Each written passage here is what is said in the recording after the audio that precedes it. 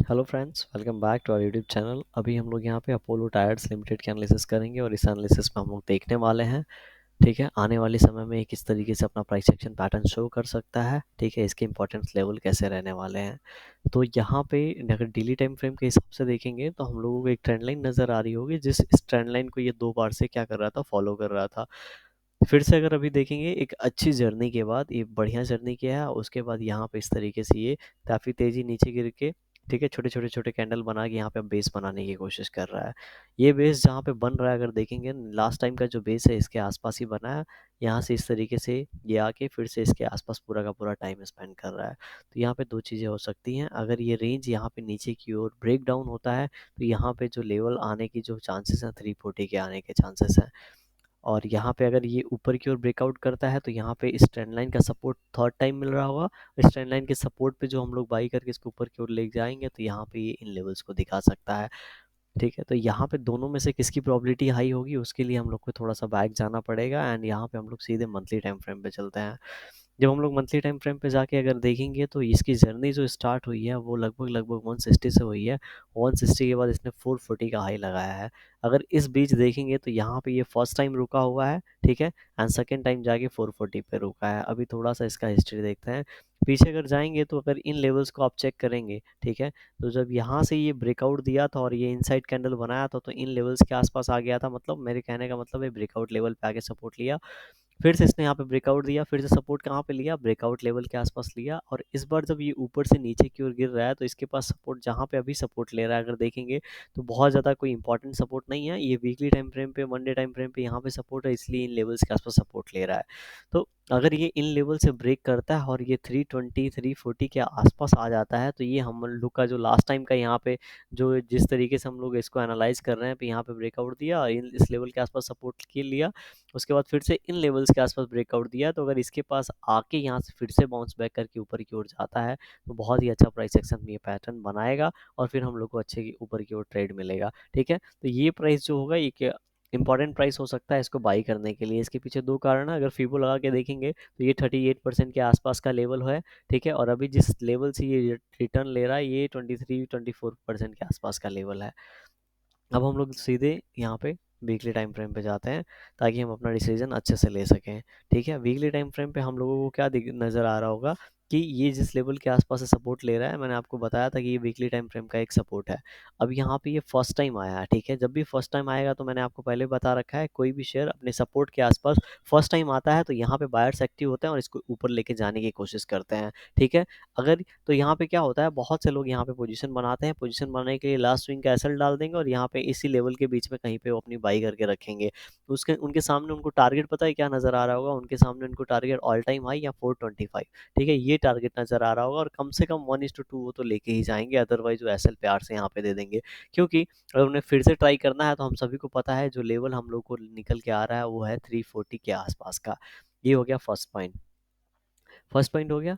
और अगर second point की बात करें तो मंथली टाइम फ्रेम पे एक पॉइंट हमने मिस किया है। अगर आप यहाँ पे इन तीनों कैंडल्स के लो को देखेंगे तो इस तरीके से यहाँ पे लगभग लगभग 440 से लेके, ठीक है, 440 से लेके यहाँ पे 390 मतलब 50 रुपीज़ का रेंज है। अगर 50 रुपीज़ का यहाँ पे ब्रेकडाउन हुआ है तो मैंने आपको पहले ही बता रखा है, ब्रेकडाउन होने के बाद अपना जब सपोर्ट टच करता है तो ये फर्स्ट टाइम जो रेजिस्टेंस जिस सपोर्ट को ब्रेक किया है उसको रिटेस्ट करने जाता है। अगर ये रिटेस्ट फेल होता है तो फिर से ये जो हमारा 1:1 है इसको यहाँ पे देने की मैक्सिमम चांसेस होते हैं।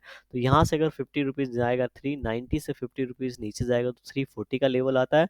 अगर 340 का लेवल हम लोग यहाँ पे चेक करेंगे तो इन कैंडल्स के आसपास हम लोग को नज़र आएगा। ठीक है, ये जहाँ पे ब्रेकआउट दिया है तो उस हिसाब से भी अगर हम लोग इसको देखेंगे, ठीक है, तो इसका जो यहाँ पे जो रेंज ब्रेक डाउन दिया उसका 1:1 इस लेवल के आसपास होगा। हो सकता है इन लेवल्स के आसपास फिर से ये ऊपर की ओर निकले और तब तक यहाँ पे ये पोल हो गया और यहाँ पे पोल एंड फ्लैग पैटर्न बन सकता है। ठीक है, तो इस तरीके से यहाँ पे प्राइस एक्शन पैटर्न बना सकता है। उस केस में हम क्या करेंगे, इस सपोर्ट पे कम क्वांटिटी लेंगे, लेकिन इस हाई पे जब ये ब्रेकआउट देगा तब हम लोग अच्छी क्वांटिटी लेके एक फास्ट मूव में कुछ पैसे बना सकते हैं।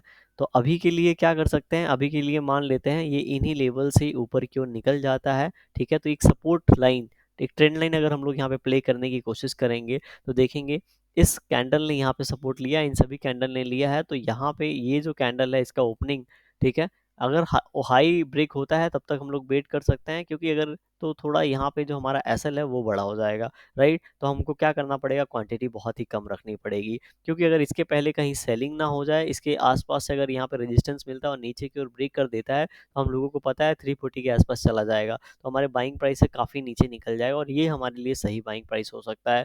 तो उस सिनारियो में हम लोग को बहुत ही कम क्वांटिटी में यहाँ पे रिस्क लेना चाहिए। अगर लॉन्ग टर्म आपको जाना है, ठीक है, तो फंडामेंटली मुझे ये स्ट्रॉन्ग शेयर लगता है बहुत पहले से, और एक अच्छी रैली करने के बाद यहाँ पे अगर थोड़ा सा यहाँ पे 340 का लेवल अगर हम लोग के आसपास मिलता है, तो इन लेवल्स पे क्वांटिटी ऐड करनी चाहिए।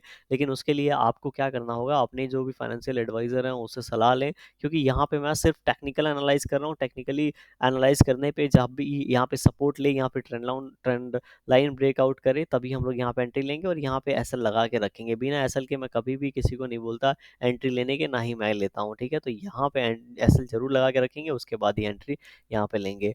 अभी हम सीधे वन डे टाइम फ्रेम पे चलते हैं और अभी की फ़िलहाल बात कर लेते हैं। अगर देखेंगे तो यहाँ पे बहुत ही सही शानदार यहाँ पे एक सपोर्ट लेता हुआ नज़र आ रहा है। अगर आज किसी को एंट्री लेनी होगी, देखिए ज़रूर हम वीकली टाइम फ्रेम पे यहाँ पे एनालाइज़ करते हैं, लेकिन जो एंट्री होती है वो छोटे टाइम फ्रेम पे होती है और क्वांटिटी, ठीक है, इस तरीके से थोड़ा ऐड किया, फिर से बड़े टाइम फ्रेम के हिसाब से ऐड किया और इस तरीके से ऐड करते रहते हैं।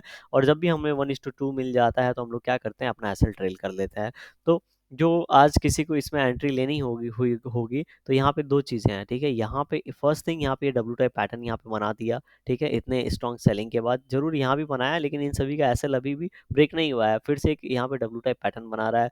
सेकंड स्ट्रॉन्ग पॉइंट है, ये अपने ट्रेंड लाइन के आसपास सपोर्ट ले रहा है, तो ट्रेंड लाइन भी प्ले कर सकते हैं और डब्ल्यू टाइप पैटर्न भी प्ले कर सकते हैं, लेकिन क्वांटिटी ये कम रख के प्ले करिएगा, ठीक है।